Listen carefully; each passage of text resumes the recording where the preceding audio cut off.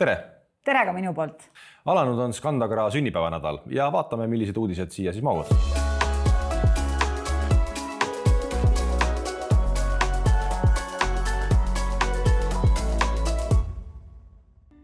Alustame saadet siis sellega, et tegelikult on alanud külviaeg.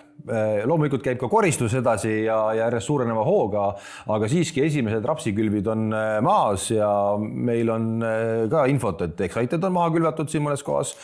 Saad täpsemalt praegu isegi? Ja, Excited ja Architect ja just kui Kaarliga rääkisin, siis Excited oli ka meie katsepõllu tulemustes äärmiselt hea, 4,2 tonni hektarilt ja Excited andis ka väga hea õlitulemuse siin, 49 oli näidanud õli isegi, nii et selles mõttes tõesti, kellel on veel sordid valimata ja kellel plaan veel külvata, siis jah, Kaarli sõnud arvas, et kuskil 20-ndani võiks külvata julgesti ja Excited ja Architect on siis need, mis meil on listis olemas ja valmis kohe ka nii-öelda tarnimiseks.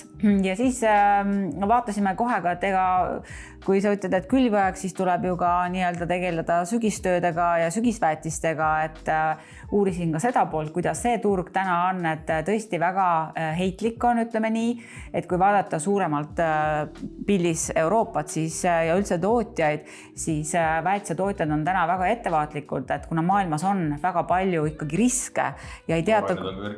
Torainid on kõrged ikkagi ja näiteks gaasi hind on jätkuvalt sellisel märtsikuu tasemel jätkuvalt ja ei julgegi ka tootjad nii-öelda anda sellised kas või lihtsa AN-i pakkumisegi nii-öelda pikematesse aknatesse, nii et tuleb teha nagu otsuseid seda, mida nagu saada on. Ja sügisväetised on meil ka olemas, MPK-d kindlasti tasub panna, nii et selles mõttes võtke meie inimestega ühendust.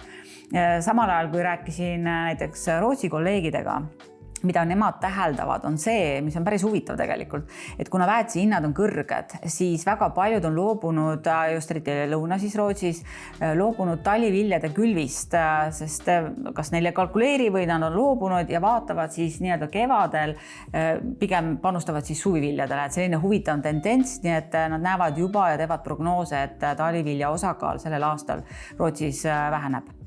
Eks siis järgneval aastal, aga põhimõtteliselt... Jah, 27. Jah, et eks see on iga põllumehe otsus ka, et ega kui kulud ikkagi on sellised, et ei kannata teha, võib-olla siis tulekski otsustada, et teeme vaheaasta või midagi tuleb teistmoodi teha, siis midagi teha ei ole. Ja ühesõnaga nii palju siis sellest Rootsi poole pealt, aga Rootsi ka koristab ja seal on, ütleme, et kui me üldsegi koristusest räägime, et kui me räägime siin, et igal pool on tegelikult head saagikused ja ilusad kvaliteedid, siis Rootsi puhul selline väike pettumus, et just Lõuna-Rootsi puhul tegelikult ei ole saagikused kõige parem, on suht tagasihoidlikult, nii et seal väike selline pettumuse noot. Ja kui võtamegi siia võib-olla kohe siin Euroopa ette, siis kui vaadata sakslasi, siis Saksamaal on koristus nüüd ka täies hoos. Nisude info on selline, et seal on ka muidugi erinevates regioonides erinevad kvaliteedid, kuid üldiselt nähakse, et ikkagi selline korralik 13 proteiin on tulemas. Sakslased ise väga palju oma siseturul kasutavad ära, et nad ekspordivad ka ainult selle osa, mis siis nagu üle jääb.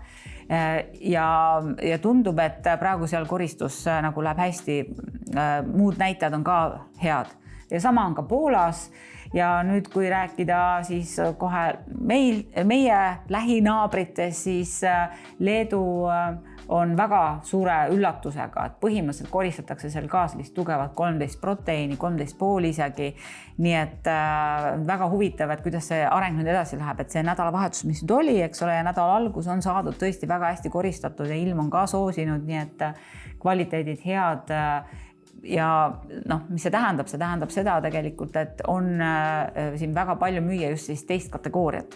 Mis tähendab seda, et mingi hetk võib tulla teise kategooria hind nagu alla ja tegelikult me oleme näinud ka, et praegu teise ja kolmanda vahe on nagu üliväike, et sisuliselt täna pole vahet, kas sul on 12,5 või 13,5 protein. Ja mida täna üldse nähakse on see, et tegelikult hinnatasemed vajuvadki kokku poole, et enam ei maksta preemiat nende kõrgete proteiinide eest, kuna igal pool seda on piisavalt ja et isegi kui on seal esimene esimene katt siis tundub, et see vajub ka allapoole, nii et noh, nii kahjuks on, et erinevad aastad, erinevad kvaliteedid. Jah, ja ega söödavilja pool on samamoodi, et noh, kui siin maisi tuleb vähem, on ju, siis see ka on ikkagi söödaviljasid meil siin kergitanud, aga võib-olla kui Eesti kvaliteeti siin nisust rääkida, siis meil on ta nii kõrge ei ole, on ju. Võib öelda tegelikult, et meil on seinast seina, noh, täiesti on olnud väga matalat proteiini, on olnud ka kõrgeid proteiine ja langemised on ka olnud siin ka seinast seina, et ikkagi paljud nisud, mis on valmis saanud enne koristust, on vihmaga pihta saanud, seal ikkagi langemised on kas madalad, võib-olla üldse, või siis on väga heitlikud, et on põllu lõikes nagu ebaühtlane see nii-öelda ka langemise arvu pool. Ja proteiini osas sa enne ütlesid ka, et 12,5 on siin Eesti keskmine vähemalt siiamaani. Nii palju kui meie teame. Kui võtta kõik sisse tulnud nisu, mis on olnud, me oleme siiski suht algusjärgus, aga kui kõik võtta ülevalt alla ja vaadata, siis me oleme siin 12,5, 12,6 proteiin, aga mis teeb tõesti head meelt on see, et mahukaal on jälle nii-öelda see hea 79, 80, et noh, see teeb nagu südamest nii palju rõõmu. Ja noh, kui Läti poole vaadata, siis tegelikult seal ka on selline 12,6-7 sinna keskmine proteiini tase, nii et selles mõttes praegu kvaliteet on okei. Ja noh, ütleme, et saagikused on ka erinevatel meestel erinevad, et kellel väiksem proteiin, seal saagikus suurem, kellel parem proteiin, siis jälle saagikus võib tagasihoidlikum, aga üldjuhul ma kuulen nagu häid tulemusi. Jaa, eks see sõltub jah põldudest, et noh, kes siin ikkagi on osa põldi on puua kätte jäänud, võib-olla mõned liivasemad kohad või paesemad pinnad on ju, et siis seal see saagikus võib-olla nii hea ei ole, seal on ka natukene madalamaid mahukaale, kuigi paremad ikkagi kui eelmine aasta. Nii et selles osas on olukord kindlasti parem, aga ma olen kuulnud talinisu saagikusi 6-9 seal vahes, et lõviosa ikkagi 7-8 kandis seal võiks nagu olla, nii et loodame ikkagi, et kõik Eesti põllumehed või vähemalt suurem osa saavad ikka korraliku saagi ja korraliku toe enda nii-öelda ettevõtte majandustulemustest. Ja hinnatasemed on ka siiamaani ikkagi toetanud ja noh, nüüd ongi tegelikult huvitav, kuidas need hinnad edasi arenevad. Võib-olla lähmegi turgude juurde kohe siit edasi. Vaatame, mis siis ja viimased uudised on, et ega tegelikult väga palju muutunud ei ole võrreldes varasema aega. Suures pildis võib öelda, et meil on siin 2 sõda on ju käimas, vahelduva eduga on ju. Ja ega see mõjud on suures pildis samad, aga mis nüüd viimased uudised on? No geopoliitika tegelikult mängib ikkagi kõige suuremat rolli hetkel, ja tõesti see käib lainetena ja kui rääkida siin ka teistega siin turu peal, turuosalistega siis üle maailma, siis tegelikult turg nagu on ära ootava seisukohal. Et üldiselt ma ütleks niimoodi, et turg nagu seisab ühtepidi ja turg nagu ei tahaks nagu aktsepteerida või ignoreerib isegi näiteks seda, mis Mustas meres toimub, et kuidagi ei võta seda nagu tõsiselt. Muudkui lükatakse mingeid otsustamisi edasi, et noh, tegelikult selline tunnen, et kaua selline kannatus või selline kannatamine siis kestab. Et jah, et sealt Mustast merest ei liigu praegu sellisel hulgal nisu välja, kui peaks, kuid midagi ikkagi natukene liigub ka, et selline võib-olla 1,2 loodetakse ikkagi siit 1 kuu jooksul välja saada. Aga 10 miljonit tonni jääb ikkagi nagu pidama, et juba on see nagu pidurdunud, ütleme niimoodi. No jah, see on juba kestnud ju mingi aeg on ju, ja ega siis iga päeva ja nädalaga see pinge ju kasvab. Just niimoodi ja arvestades seda, et Venemaal on tegelikult olnud praegu väga head saagid, kvaliteet on samamoodi hea ja siis on kuulda, et ka kohalikud põllumehed saavad juba palju vähem raha oma nisu eest, sellepärast, et ei olegi kuhugi nagu panna, ei ole saata. Samal ajal on ikkagi laevade pommitamine päevakorras, siin ka alles jälle paar päeva tagasi lasti jälle nisulaevale pihta, nii et selles mõttes on oht ikkagi sinna minna ja selle tõttu sealt väga suurt sellist voogu ei tule. Laevad seisavad ja ootavad, et kas hakata sinna siis Musta merre sisenema või mitte.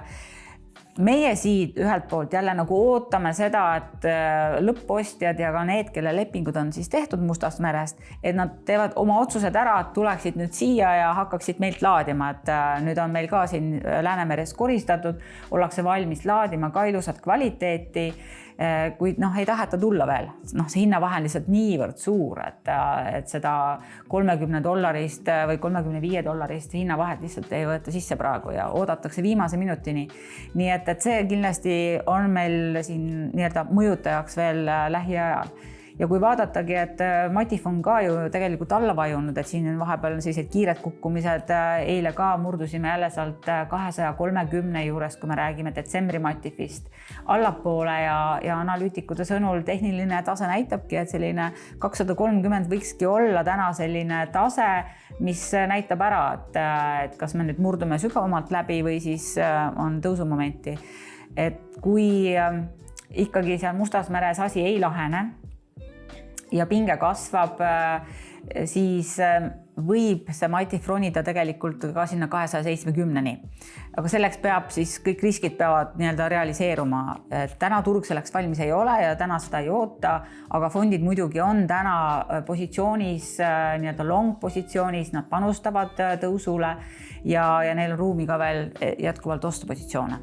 Jah, et me oleme paljude põllumestega arutanud ka seda poolt, et mis hinnad teevad üleüldse ja ma olen ka hetkel olnud seisukohal, et tegelikult olukord on selline, kus vilja hind peaks olema kõrgem, aga ta ei ole seda ja just selle samal põhjusel, nagu sa ennem ütlesid, et siin ka inimesed või nii-öelda turg seisab. Ja kui me niimoodi vaatame, siis ikkagi Venemaa nisu hind ei ole muutunud, see on ikka seal samal tasemel alla $230 ja see ka muidugi nii-öelda on atraktiivne ostjatele. Ja siis on jälle mingi grupp tegelikult selliseid lobistajad turul, kes siis nii-öelda proovivad seda infot anda, et nüüd jääb siit 10 miljonit vähem eksportimata, et tulge appi, lahendage see probleem ära, just nimelt Venemaa poole pealt ja tahavad nagu seda voogu ise ka tegelikult välja saada. Aga jah, hetkel nagu neid lahendusi ei ole, nii et uudisenupud, mis tulevad nagu Musta mere kohta, on kindlasti väga olulised nisuhinna liikumise osas. Jah, eks seda peab siin jälgima ja ega elu näitab, mis siis tulemas tegelikult on. Ja teine muidugi muutuja, mis puudutab nisuhinda, on mais, et Euroopas maisi seis on kehva, et prantslaste mais on selline 38% ainult heas või väga heas olukorras, et seal pildikud ikkagi kuivavad need põllud ja ikkagi prognoositakse siis Euroopas selline tugevalt selline 7, isegi kuni 10 miljonit tonni vähem maisi versus eelmine aasta. Aga nüüd, kui vaadata ikkagi jälle maisi suurt pilti, siis isegi kui Euroopas toodetakse siin üle 50 miljoni tonni, siis kõige suurem maisitootja on ikkagi USA ja see on 7 korda rohkem maisi. Nii et tegelikult kõige olulisem on see, et kuidas seal läheb. Ja täna ka tegelikult sealne maisipilt võib-olla ei ole kõige parem, et seal USA maisipõlludest vaid 61% on heas või väga heas olukorras versus üle 70% eelmisel aastal. Ja öeldakse niimoodi, et juulikuus valmib nii-öelda mais ja augusti siis soja, nii et nüüd ka tehakse seal selliseid põllukülastusi ja vaadatakse, kuidas siis ka USA maisipõllude olukord on, et meil tuleb ka siin 12. augustil tuleb augusti USD raport ja seal ka kindlasti siis peegeldatakse neid numbreid, mida siis on oodata USA põldudelt. Võtame siis kokku ka, et peamiselt on meil siis ikkagi juhtumas siin maailmas geopoliitika või geopoliitiline olukord, mis juhib 2 sõda, ära ei tohi unustada maisi, mida mõjutab siis Prantsusmaal kuiv ja kuum ilm. Mis veel? No fondid panustavad praegu tõusule ikkagi, aga iga päev on uus päev. Siis meil küll käib Excited, hea sort ja Architect, mis meil on pakkuda. Ja ikkagi pange kalendrisse ka 12. august, et siis tuleb USD raport, et siis võib ka nii-öelda turud liikuda võib-olla rohkem, kui oodata võib. Ja, sellega selleks korraks lõpetame. Kohtumiseni! Kohtumiseni!